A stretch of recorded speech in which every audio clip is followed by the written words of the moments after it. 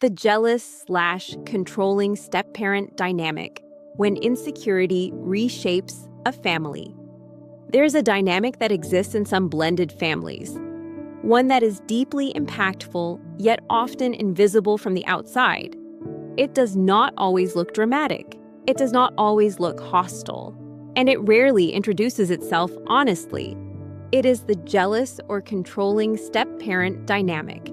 Now, it's important to say this gently and clearly. Not all step-parents are this way. Many are loving, stabilizing, deeply supportive figures in a child's life. But in some families, insecurity quietly enters the system.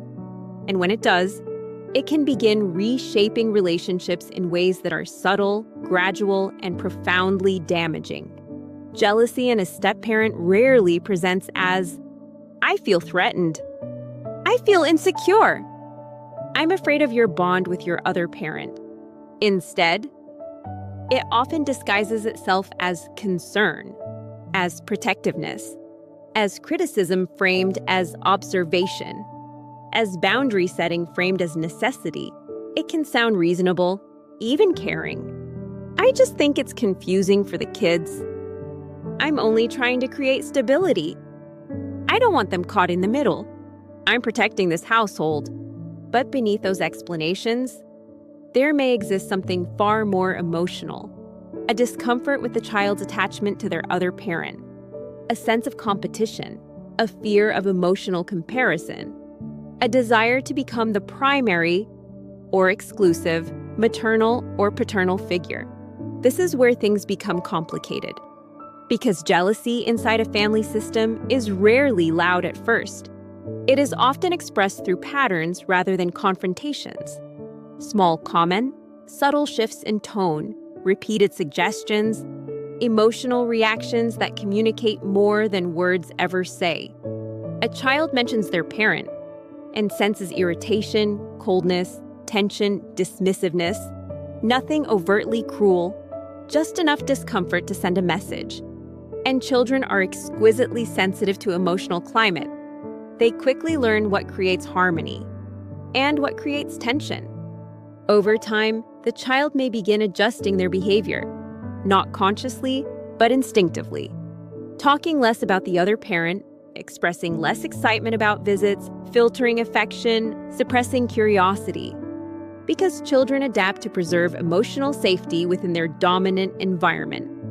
Control, too, rarely begins as domination. It often begins as influence, decisions about communication, rules around contact, interpretations of events, reframing of history.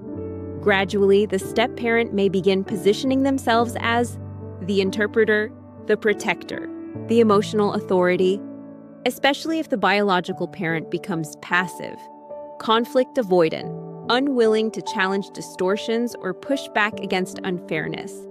This creates a powerful imbalance because now the jealous or controlling step-parent is no longer just a partner. They become a gatekeeper. Access can be subtly restricted, information filtered, narratives shaped. The child may hear, "I'm not saying your parent is bad, but I just notice patterns. I worry about their influence." Over time, implication becomes perception. Perception becomes belief. Belief becomes emotional reality. One of the most painful aspects of this dynamic is that it rarely feels obvious while it is happening. There is rarely a single explosive event, rarely a moment where everyone clearly sees this is alienation, this is erasure, this is relational interference. Instead, it unfolds through accumulation, 1,000 tiny moments, a slow emotional drift.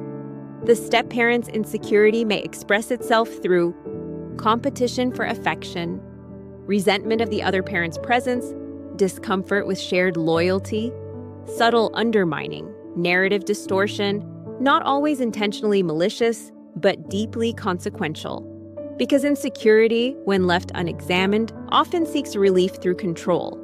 Control of narrative, control of access, control of emotional alignment. And children, dependent, adaptive, eager to belong, are especially vulnerable to these shifts. They are not evaluating fairness. They are not analyzing motives. They are responding to emotional survival cues. If warmth follows alignment and tension follows connection with the other parent, the nervous system learns quickly. What makes this even more devastating is when the biological parent reinforces the imbalance, sometimes through silence, sometimes through passivity, sometimes through active alignment with the step-parent's interpretation. The child then receives a powerful, stabilizing signal. This perspective must be correct. This emotional climate must be justified. And gradually, distance from the targeted parent begins to feel normal, reasonable, even necessary. From the outside, the family may appear functional, stable, united. But beneath the surface, attachments may be quietly reorganizing, bonds slowly weakening, perceptions subtly reshaping. For the targeted parent, this experience can feel surreal, disorienting, heartbreaking, because the changes are often slow enough to create doubt. Am I imagining this? Why does everything feel slightly different? Why does my child seem hesitant, guarded, distant?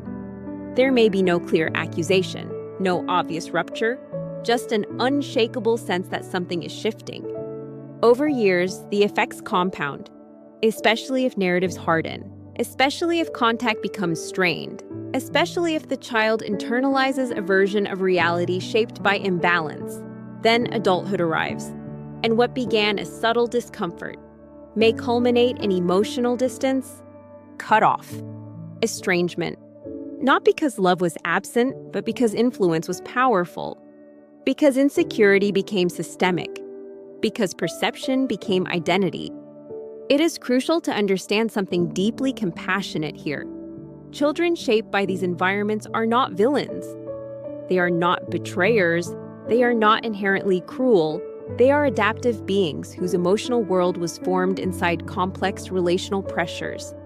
And parents who live through this dynamic often carry a layered grief: loss of connection, loss of shared reality, loss of history, loss of voice, alongside a haunting question. How did this happen so slowly, yet so completely? Healing begins with clarity, not blame, not rage, not rewriting the past with bitterness, but understanding the psychological forces at play: insecurity, attachment competition, narrative shaping, passive enabling, childhood adaptation. Because without clarity, parents often default to self-destruction, self-blame, endless rumination. But with clarity, something begins to stabilize, not the loss, but the interpretation of the loss. Because recognizing systemic dynamics allows a parent to release the belief, "I was erased because I was unworthy," and replace it with something more truthful. Complex forces reshaped this outcome. This shift does not erase grief, but it softens corrosive shame. And sometimes, that is where healing truly begins. If this conversation resonates with your experience, if you've lived the quiet confusion of watching dynamics unfold that you could feel but not fully explain, please know you're not alone in this. If this video brought clarity or validation, you're welcome to like and subscribe to Depth of the Quiet. You can listen quietly whenever your thoughts feel heavy, and return anytime you need a calm, steady voice. If you feel safe sharing, you're always welcome to leave a comment below. No pressure, just support. At your pace, you are always welcome here.